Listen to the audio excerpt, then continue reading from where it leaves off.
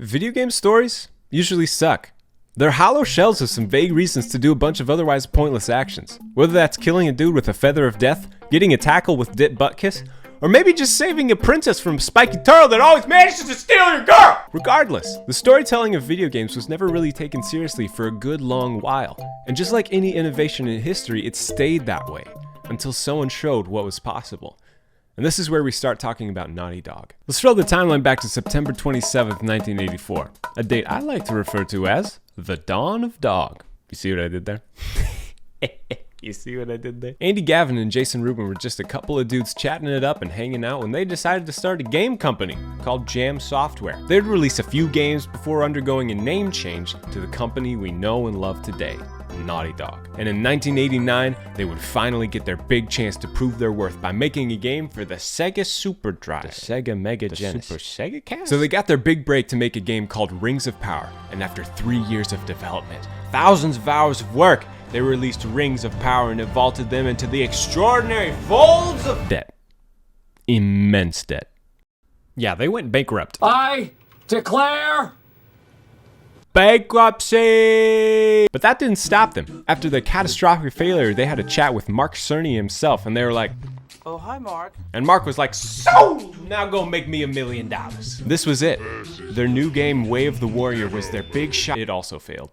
Thankfully, they had 2 more games on their contract, so they started development on their biggest title of them all, Sonic's Ass Game. On September 9th, 1996, Jamdog released Crash Bandicoot and it soared, selling 6.8 million copies during its time as a PlayStation title. After 2 more entries in a spin-off, Jamdog released a new IP called Jak and Daxter, which also lasted 3 games to the tune of 12 million copies sold. Now, gaming had really started to pick up steam in the mid-2000s. The PlayStation 2 sold a bazillion consoles, which introduced many families to the idea of a home console, and games were just generally starting to realize a more mature and polished feel. Graphics took huge strides, and so did the desires of fans for serious themes. It was no longer all about Mario and Sonic. It was about Halo, Grand Theft Auto, The Elder Scrolls, and Simpsons Wrestling? What the? These series were changing the landscape as they explored a level of refinement in 3D gaming not yet seen. Halo inspired the first-person shooter genre to explode with new titles and innovations, while GTA and Elder Scrolls pushed the limits of what freedom in video games could offer. But throughout all of this, there were relatively few titles that offered a compelling narrative. It was not absent entirely, but interesting stories were few and far between. Just like my showers, am I right, fellas? Fake, I'll be here all night. But then Naughty God was like, man, where the good stories at? And they're all like, skablam, here's an Uncharted for you. And the game launched November 19th, 2007 to high praise and great reviews. But, I'm not here to talk about the first game. And if I'm gonna be honest with you guys, the first game is not just some nice stroll along a flowery bridge. It's more like this kind of bridge. Watch where you step. Some of these boards are really falling. Okay, maybe not that bad, but this first game is just good. It's not great, it's not pretty good, but it is passably good and an enjoyable experience. It has its fair share of mid-thousands shawniness. Some of this can be forgiven, however, because just like Shark Boy and Lava Girl led to Shark Boy and Lava Girl 2, Uncharted 1 led to Uncharted 2. Now I want you to imagine this with me for a second. The date is October 13th, 2009. You wake up on top of a mountain, roll the warm covers off your newly awoken body. You grab a hot drink, throw on your coat and walk out the door of your cabin to see the sun rise over the snowy mountain range that surrounds you. Something has changed. The air has shifted. A new era has been ushered forth. This is unmistakably the day that Uncharted 2 has been released. But then you remember you have to take your kids to school, so you rush down the mountain, drive through traffic, flow across the ocean, wake up your kids, make some pancakes, throw your kids in the car, drop them off at school, commit tax fraud, overthrow the Spanish government, sell your expensive Pokemon cards, and go into hiding for the rest of your life. And then you remember again that Uncharted 2 came out today. So you drop the disguise, pick up the game from your local GameStop, you slip the disc into your Mark Sony PS3, and that title screen plays for the first time.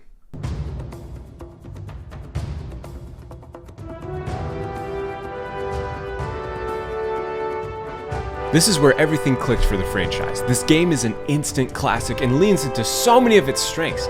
Big sprawling areas, gorgeous scenery, and maybe the best opening sequence in gaming history.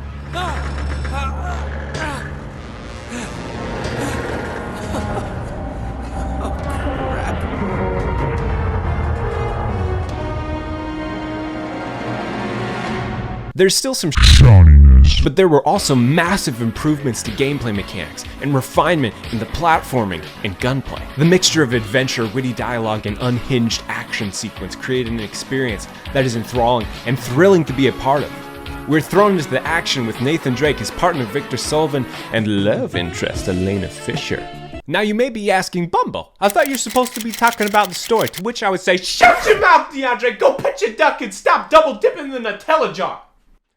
I would also say you make a very solid point. The story of Uncharted is the selling point of the series for many. There's a reason they made a movie adaptation. The gameplay for the most part is pretty standard and even average at points, but when it comes to these games, we expect to be engaged in a story. But I'm about to say something that might surprise you. The story in the Uncharted games, much like the gameplay, is only just good.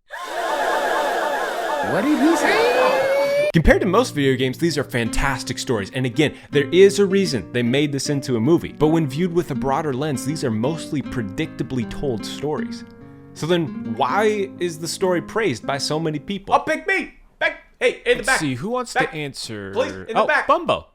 It's the characters and the environments. The characters in Uncharted are real and deep. They're not some dry crackers and caviar. It's a full-blown potluck of mac and cheeses and ranch dressings next to your big old slice of pepperoni pizza. They're complete characters with believable reactions and interactions. These games are chock full of incredible voice acting and witty dialogue. I'm sweating like a hooker in church. You brought a hooker to church? Why not? Still not as good as NBA 2K15 though. You're right. He's right. We got too much talent and we work too hard to be playing like this. We got to get this train right back on track, real quick like. That's right. We all have that attitude. The train will be rolling in no time. Let's do it.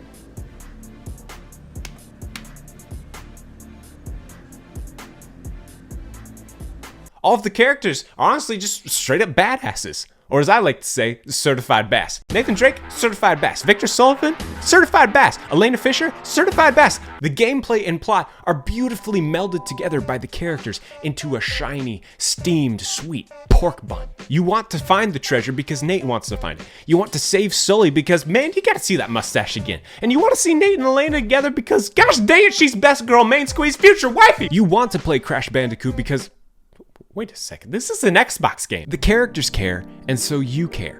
Ellie from The Last of Us was originally a mute character proposed to be in Uncharted 2, and they liked the idea so much that they turned it into a new series, which just shows how comprehensively thought out these characters are. So you can thank Uncharted 2 for that tattoo on your right thigh, and holy crap, I forgot to pick up the kids from school! Now, I also mentioned that environments played a large part in the story.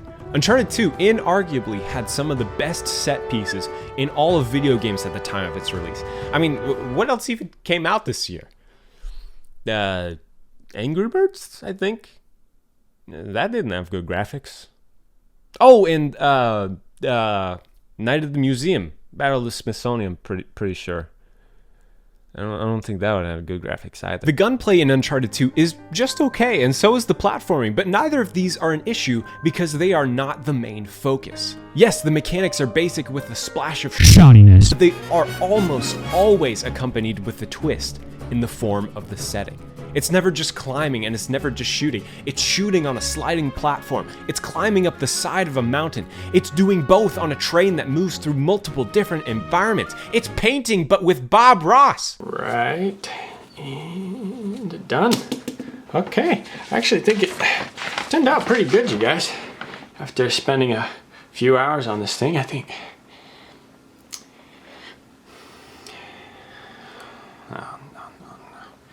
No. It never becomes an issue because the gameplay takes a backseat to the setting. Just like babes take a backseat to the boys, am I right, fellas? Up top. One of the most special things about video games is the relationship between gameplay and story. In a movie, we watch a scenario play out. In a game, we experience the scenario. When done right, we are motivated by the motivations of the characters, and the developers can create these absurd scenarios that push into a blissful symbiosis between gameplay and plot. Uncharted supplies the character and narrative to drive us and then throws in unbelievable settings to excite us. It's like putting ice cream on top of a cookie. It's just beautiful. The mixture of these game elements create a level of immersion that is not often reached in entertainment, even video games. Uncharted 2 is not perfect by any means, but it changed the way developers approach storytelling. It showed that you don't need a story that twists and turns while subverting expectations. Instead, it proves that video games can tell stories highlighting strong characters that experience what we as the player also experience. So thanks, Doggy Jam. But also, what the heck did you do to my characters? This is Nathan Drake? Oh, I guess not. Apparently, this is Nick Drake.